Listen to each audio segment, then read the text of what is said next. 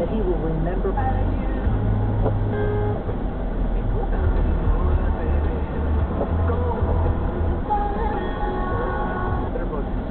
The position of not only being terrible, although the sun came up the. But this was someone who was a convinced. Well, I want to send you.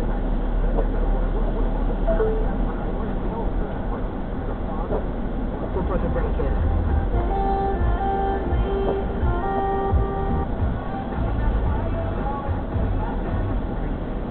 So reporting this.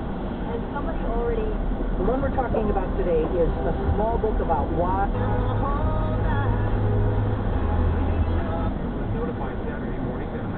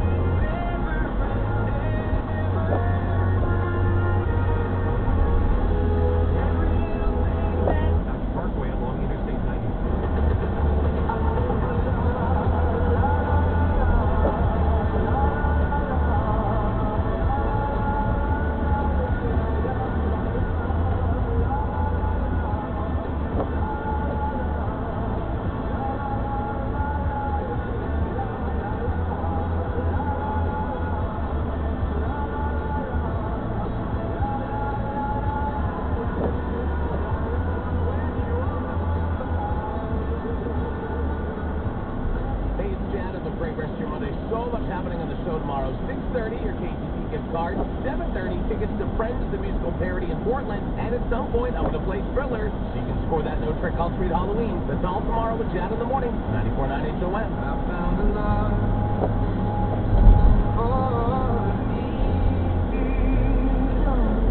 Typically, there was no stressful immersion here to get rough. 3-game stretch. Yeah, look at the kids. I now read every news will play for golf carts, but the wife of your youth will be right there with you. Past this moment and stand, there were changes that were unimaginable. People here. Want to improve your marriage? Wondered what I can do. Party's representatives did not return a reporter's phone call seeking comment. NBC says a Halloween costume shortage is now occurring because of our new favorite phrase, supply chain issues. Consumers are having a hard time finding makeup, spandex, and angel wings. Some Halloween retailers aren't experiencing a shortage because they saved all of their costumes from last year. Many people did not trick-or-treat last year because of coronavirus. Some people are having a hard time finding cow costumes. So costume shops are telling customers to paint black spots on white t-shirts, something many school children do on a daily basis here anyway. Toddler costumes are also in short supply. And that is the latest news from the WMWV newsroom. I'm George Cleveland. Proactive gestures of good and healthy behavior can be seen all around us. This is Betsy from Mountain Center. Most of us know people who are closely monitoring their diet as they train for their next 5K.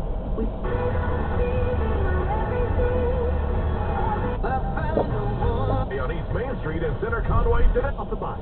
And I'm about done. I'm about to shut off my favorite sport because Forceful takeover.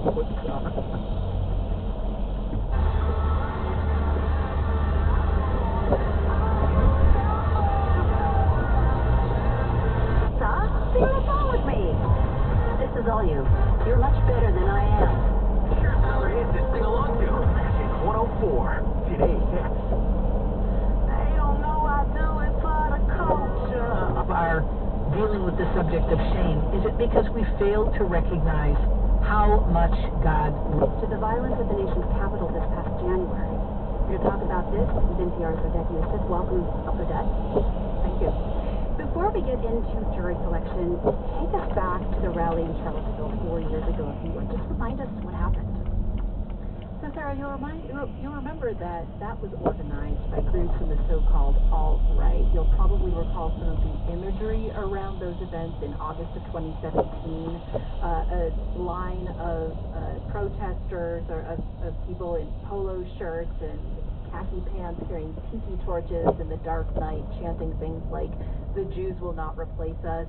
And then the next day, one neo-Nazi drove a vehicle into a crowd, killing Heather Heyer and injuring dozens of others.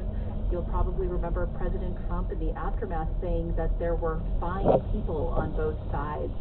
So now in this federal trial, plaintiffs are hoping to show that those defendants took part in a conspiracy that intended to commit racial violence. You listened in this morning to some of the jury selection. What did you hear? Well, frankly, I heard just how much more polarized we are today than we were 4 years ago. You could hear some of this in the answers that some of the potential jurors gave. One example is around